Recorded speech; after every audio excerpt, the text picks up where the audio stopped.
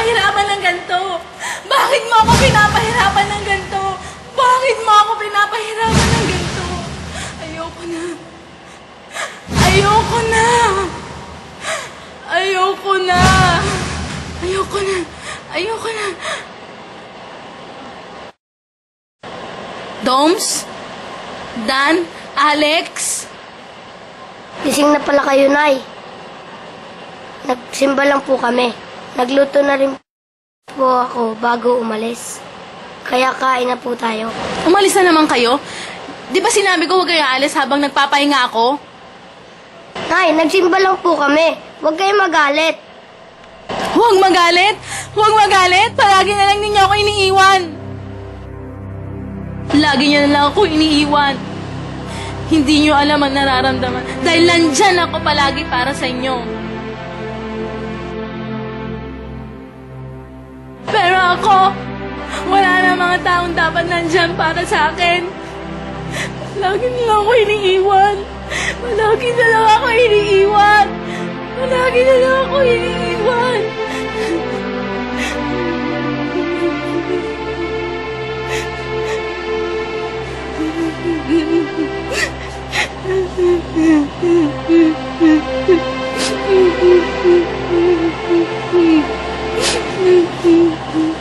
Nay, nandito lang kami. Hindi ka namin iiwan.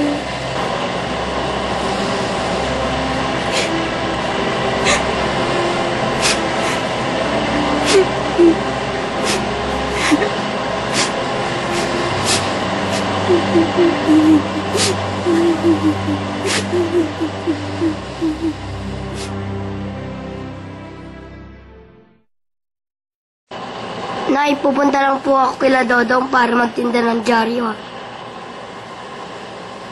Sige. Ingat ka, ha?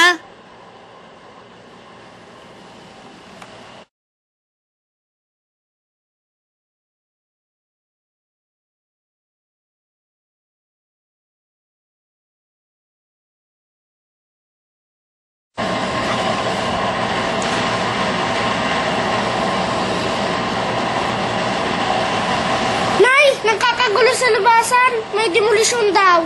Ha? Samahan mo ko. Tara na. Tara, dali.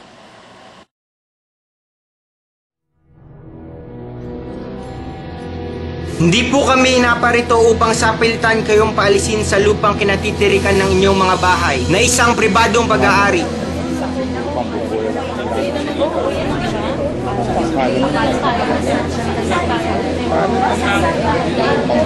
Doon din ang tungo niyan. Pinapasakay niyo lang kami.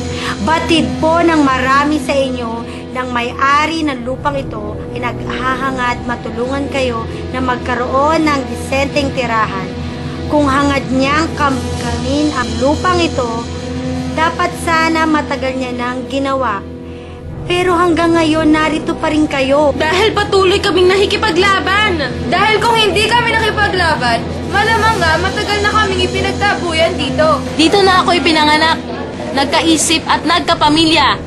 Kung talagang gusto kaming tulungan ng inyong kliyenteng may-ari ng lupang ito, ibabalato niya sa amin ang lupang kinatitirikan ng aming mga bahay at hayaan kaming mamuhay ng malaya. Tama sa Esperanza!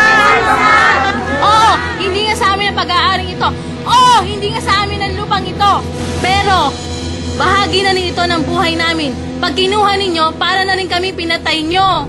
Isang gusaling ipatatayo para sa atin na ating babayaran sa mas murang halaga. Gusaling itatayo mismo dito sa lugar kung saan tayo nakatira.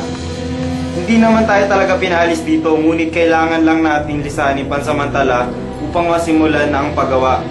Babalik din tayo sa isang mas maayos na kapaligiran. Pabalik din tayo sa isang mas maayos na kapaligiran. Hindi na tayo tatawaging squatter dahil mura man ito ibinigay sa atin. Naroon ang ideya ng pag-aari natin, ano man ang matitirahan natin. Pagkain pa lang, kulang na kinikita namin. At saan naman namin kukunin at matatagpuan pa ang pambayad para sa magandang bahay? At ipapatayo para sa amin. Ano ang unahin namin? Ang bigyan ng laman ng aming mga nagugutom na sikmura? O may matutuluyan o matutulugan? Aling Esperanza! Si Doms po, nabundol ng sasakyan. Andun po siya!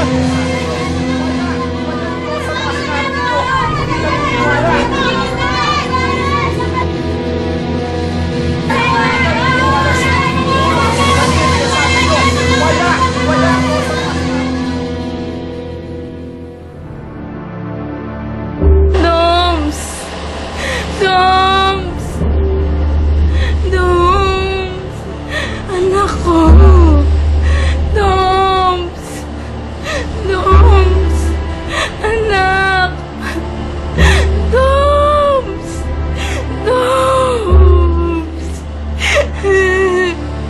Anak! Doms! Doms! Doms! Tulungan niyo kami! Tulungan niyo kami! Parang awa niyo na! Tulong! Doms!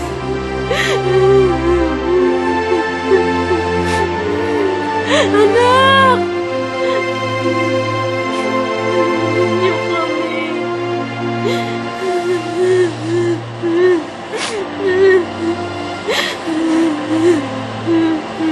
Doms!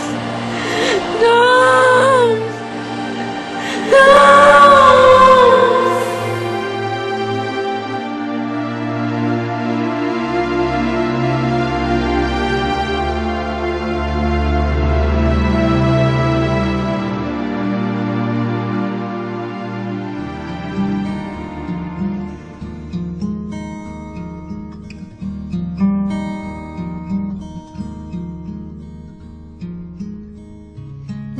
Nangangamba ka ba na ngayong malayo ka? Ako kaya ay magbago?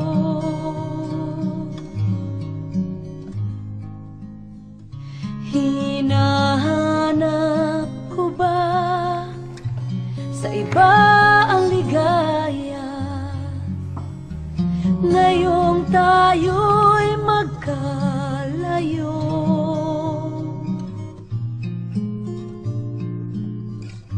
manatili't huwag matinag. Sa pag-ibig mo ay bihag ang puso kong ito. Isipin mo na lang ang ating samahan at ang pag-ibig ko sa'yo.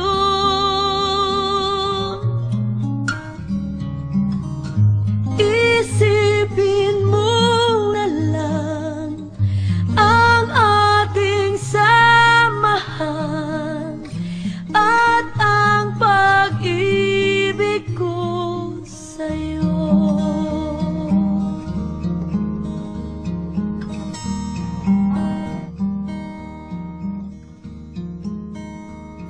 Ako ho si Teacher Rosita, isa sa mga guro ni Doms. Napakabait na bata po si Doms, responsable at punong-puno ng pangarap. Lagi siyang nagdodrawing sa klase ko. Nung una, napapagalitan ko siya kasi baka kako hindi siya nakikinig. Pero hinamon niya ako na bigyan ko siya ng pagsusulit. At pag na-perfect niya ito, bibigyan ko siya ng drawing book. Naiwan niya ito nung huli siyang pumasok.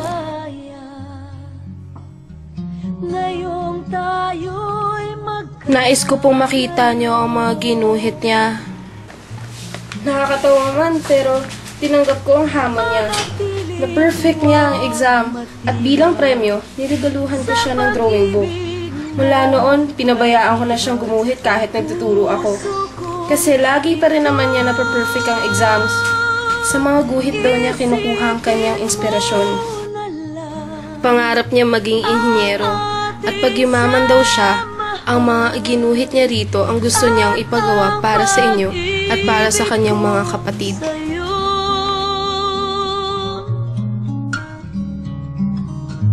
Isipin mo na lang ang ating samahan at ang pag-ibig ko sa'yo.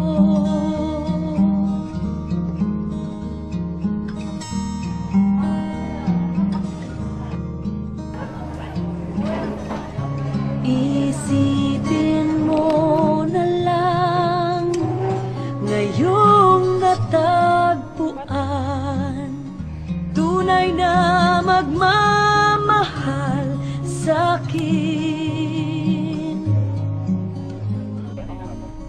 At ang nag-iisang hadlang ay ang pansamantalang paghihintay, ba't di ko gagawin?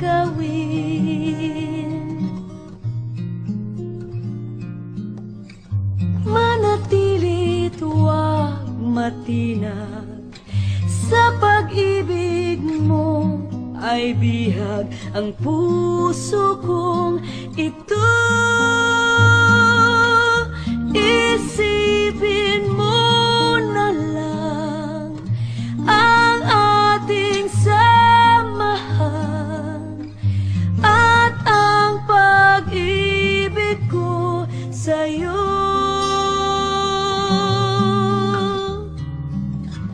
Isipin mo na lang ang ating samahan at ang pag-ibig ko sa'yo.